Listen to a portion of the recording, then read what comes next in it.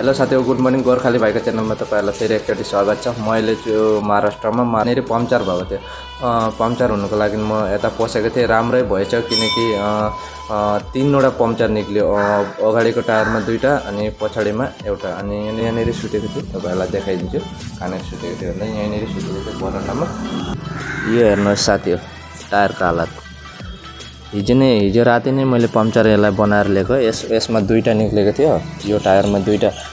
तर पनि दुईटा भएर पनि यो हावा जान्थेन, मतलब चलाउँदा दिनभरि हावा जान्थेन। त्यही कारणले म यसलाई हेरेकै थिइनँ। पछि एक हप्ता जस्तो अगाडिदेखि त्यस्तो भइरहेको थियो, तर हावा निक्लिन्थेन। त्यही भएर मैले यसलाई पम्चर चेक गराएको थिइनँ। हिजो चेक गरेको, यसमा दुईटा निक्लेको थियो। दुईटामै टाल्यो, फेरि पनि त्यस्तो भइरहेछ। फेरि एकचोटि चेक गर्नुपर्छ आज। पानी पिएको छैन मैले रातिदेखि, घाँटी अलिकति दुखाइरहेछ। महाराष्ट्रमा कोरोना पनि अलिकति उयो भएको छ, बढ्दैछ भनेको सुनेको थिएँ। यो चाहिँ ओके छ। यसमा एउटै मात्र निक्ल्यो। यो फर्स्टचोटि पम्चर भएको दुईटै पनि टायर। फिलहाल अब जान्छु म साइकल दोकान। 9 बजी खोल्छ भनेको थियो। पम्चरको दोकानमा त आए साथी हो, तर खै अङ्कलले आएको छैन। हेरौँ कतिखेरसम्म आउँछ रहेछ। 9 बजीसम्म दुईटा सङ्कट छ। फेरि उतातिर मन्दिरमा सामानहरू राखेर आइहालेको छु मैले। त साथीहरू देख्नुभयो मैले, यो सबैले रेडी गरेर राखेको छु होइन। यहाँ मन्दिर चाहिँ देख्नुभएको होला, यहाँ पनि छ मन्दिर। यहाँ पनि यो ठुलो मन्दिर हो। यहाँ मन्दिर सबैजना बसिरहेछन्, आराम गरिरहेछन्, प्रार्थना गर्दैछन्। यहाँ पनि मन्दिर छ। अनि यो चाहिँ आश्रम थियो, मतलब बस्ने। अब यसलाई पनि बाई बाई। मैले सबै प्याकिङ गरेँ। घाममा यस्तो घाम लागिरहेछ, टनटनी देख्नुभएको होला। A few moments later.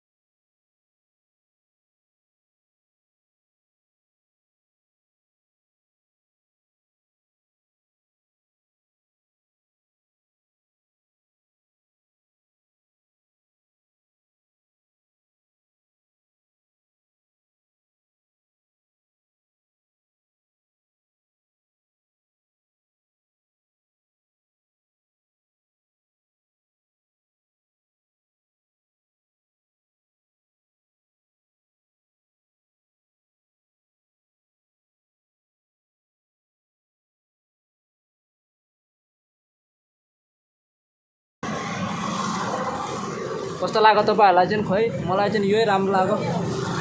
भैया थोड़ा कम कर दीजिए, आपका मेहमान है ना। ज़्यादा नहीं लेते भैया, थोड़ा आपका मर्जी से जितना कम कर देगा मैं। मर्जी से, बस खुश रहना भैया। हमारे लिए भी जरा दुआ करना होता जाने के। ठीक है हाँ, कोई मुश्किल नहीं। करेगा।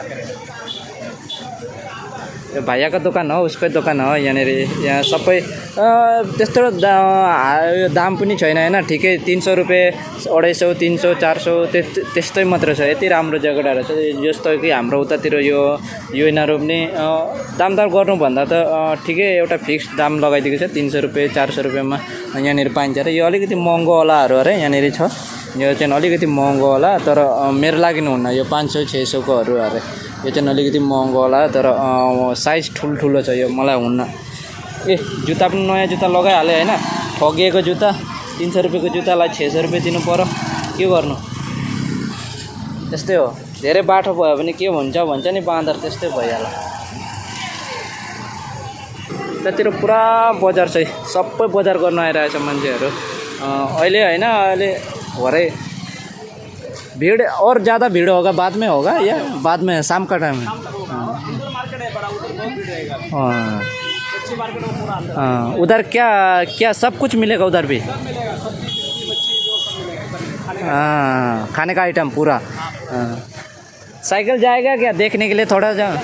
हाँ उतातिर पनि मार्केट ठुलो मार्केट लाग्छ अरे त्यतिको माछा बजार माछाहरू बेच्दैछन् सबैले सबै किसिमको माछा छ यहाँनिर। अरे हेर्नुहोस् लेफ्ट साइडमा सबै माछाहरू बेच्दैछन्।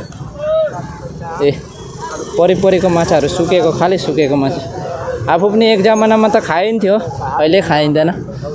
दुई साइडमै बजार लागिरहेछ मजाले। जाऊँ न अझै भित्रसम्म धेरै भित्र नजाने किनकि निक्लिनुपर्छ फेरि यही बाटो नै फर्किनुपर्छ होइन। सब बेच्दैछ जस्तो कि हामीको गाउँको बजार जस्तै गाउँमा पनि हप्तामा बजार लाग्छ नि। हाम्रो त्यहाँनिर त दुईवटा बजार लाग्छ एउटा सन्डेमा लाग्छ सन्डेको दिन लाग्छ होइन। त्यो बकाजान भन्ने ठाउँ छ बजार हो बकाजानमा लाग्छ सन्डेको दिन। उरामघाटमा लाग्छ बुधबारको दिन मतलब धेरै बजार लाग्छ। अरू पनि शनिबार लाग्ने छ बिहिबार लाग्ने छ त्यस्तो थुप्रो बजारहरू छ। मतलब अब जस्तो कि अब धेरै अलिक पपुलर चाहिँ अब तपाईँको हुन्छ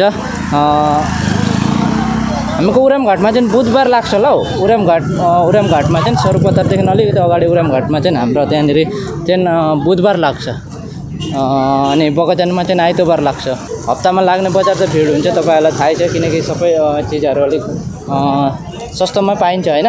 त्यही भएर अनि सबैजना हिजो मैले सु लिइहालेँ नत्र भने यहाँनिर 200-300मा आरामसे यो सुहरू पाइन्थ्यो। मैले लगाएको मलाई त थाहा थिएन किनकि म बेलुकी भइसकेको थियो निक्लेँ साइकल पम्चर हुनुको लागि यतातिर पसेँ। तपाईँहरूलाई थाहै छ देख्नु होला भिडियोमा। जहीँ पनि यस्तो हप्तामा लाग्ने बजार होइन यस्तै हुन्छ जहीँ पनि। यतातिर दाउ कटारी बनाउने पनि रहेछ हौ उतातिर देख्नुभयो यहाँनिर धारसार गर्नेहरू काम रहेछ सब रहेछ यहाँनिर। सुक्खा माछाको त बजार छ बजार किसिमको छ सब। यहाँ चाहिँ काँचो माछा बेचिरहेछ यिनीहरू सबै काँचो माछाहरू। यिनीहरू चाहिँ अब चाहिँ उता फेरि सुक्खा माछा जसले जहाँ पायो त्यहीँ रहेछ के केही लाइन छैन। मतलब उता माथि ग्राउन्डमा पो जानुपर्ने होला। ओ कपडा बजार उता छ कपडा बजार जाने भयो। यो माछा बजारहरू सबै देखाइदिएँ तपाईँहरूलाई म। अब देखाउँछु कपडाको बजारहरू कपडाको के छ होइन। उता माथि जाउँ ग्राउन्डमा जानु भन्दै थियो म त ध्यानै दिइनँ। तपाईँहरूसित बात गर्दा अगाडि आइहालेँ।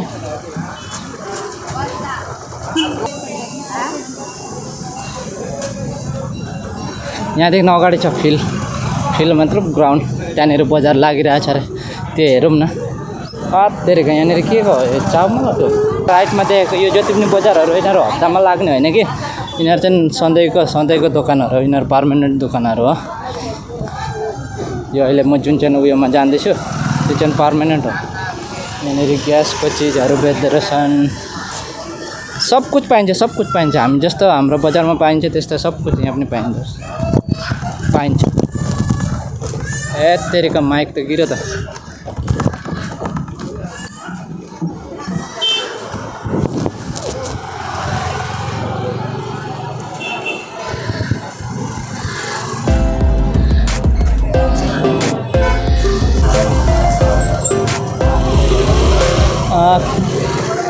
ये पूरा कितने के दे रहे हो? पूरा गर्नुपर्छ गनेर दाम बताउँछ। 60 थोड़ा कम। हाँ 50 रुपये करे। पक गया है ना वो हो गया है ना खाने लायक का। लिलीको 50 रुपियाँमा दिनभरि खानु त हुन्छ। दोकानमा गयो भने यत्रो दुईवटा कोल्लाई 20 रुपियाँ लिन्छ चारवटा कोल्लाई। अनि यहाँदेखि बजारमा यत्रो पायो भने के चाहियो होइन।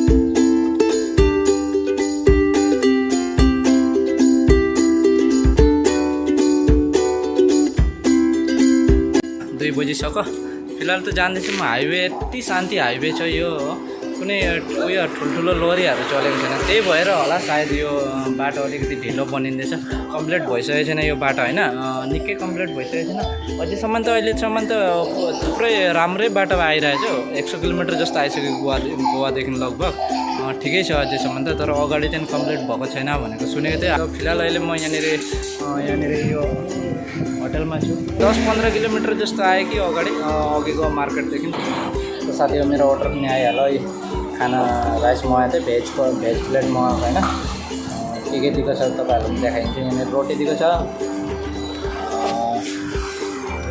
यो 2टा रोटी दिएको छ घिउमा बनाएको रोटी 2टा दिएको छ यो पापड दिएको छ